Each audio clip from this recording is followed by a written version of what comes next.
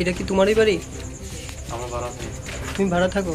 তোমার বাড়িতে যে এই জিনিসটি পাওয়া গেল তোমার ঘরে? আমি তো বাড়ি থাকি না, আমি সকালে ডিউটি যাই। আচ্ছা, তো ঘরে কিভাবে আইছে আমি নিজে বলতে পারি না। আমি সকাল 5টার সময় আমি ডিউটি যাই। আর কে? স্কুল ডিউটি আছে। আচ্ছা স্কুলে যাই, স্কুল থেকে বাচ্চা আনি নিয়ে। আচ্ছা, এইটুকু আমি জানি। আর কে কে আছে এই বাড়িতে? আমি, মা, বাবা। বাবা কি করে? বাবা কাজ করে, এই যে রাস্তার কন্ট্রাক্টর গাড়িটা আইআইটি দেখভাল করে। কি নাম বাবার নাম? রবিরঞ্জন বিশ্বাস। আচ্ছা, এখানে কি ভাড়া থাকো? আমার ভাড়া। এমনিতে বাড়ি কোন জায়গায় তোমরা? বাড়ি হলো রাঙ্গুটিয়া। আচ্ছা, এই বাড়ির মালিকের মেইন মালিকের নাম কি? মেন মালিক এমনি তো আমি বিশ্ব নাম জানি। কোনখানে বাড়ি? বাড়ি হলো সোনমুড়ি।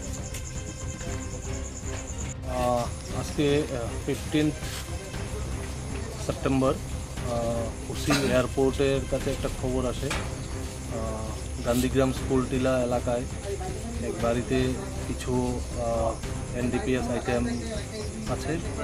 সেই সংবাদের ভিত্তিতে ওসি এয়ারপোর্ট পিএস স্টাফ নিয়ে ঘটনাস্থলে পৌঁছাই এবং পৌঁছে ওইদিকে রবিরঞ্জন বিশ্বাস নামে একজন লোক, উনি একটা বাড়িতে ভাড়া থাকেন।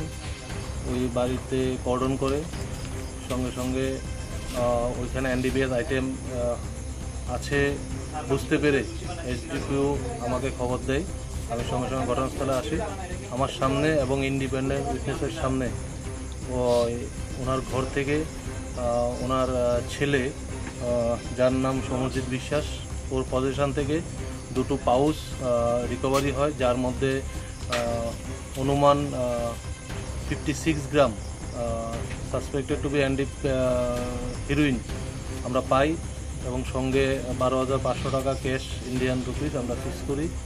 সমস্ত আইটেম ওনার পজিশন থেকে সিজ করা হয় এবং সঙ্গে আরেকজনকে আমরা আটক করি জিজ্ঞাসাবাদের জন্য। আমরা পুরো ব্যাপারটা দেখছি এবং একটা নির্দিষ্ট মামলা লিপিবদ্ধ হবে, কালকে কোর্টে প্রেরণ করা হবে। স্যার, ব্রাউন সুগারের আনুমানিক বাজার মূল্য কীরকম হতে পারে যেগুলি আজ আটক করা হয়েছে? 58 গ্রাম বাজার মূল্য অনুমান 3 থেকে 4 লাখ টাকা হবে। তো এই অবৈধ কাজের সঙ্গে সে যুক্ত আছে, আমরা কাছে খবর ছিল, সেই সুবাদে আজকে আমরা এই রেডটা করি এবং সাকসেসফুল।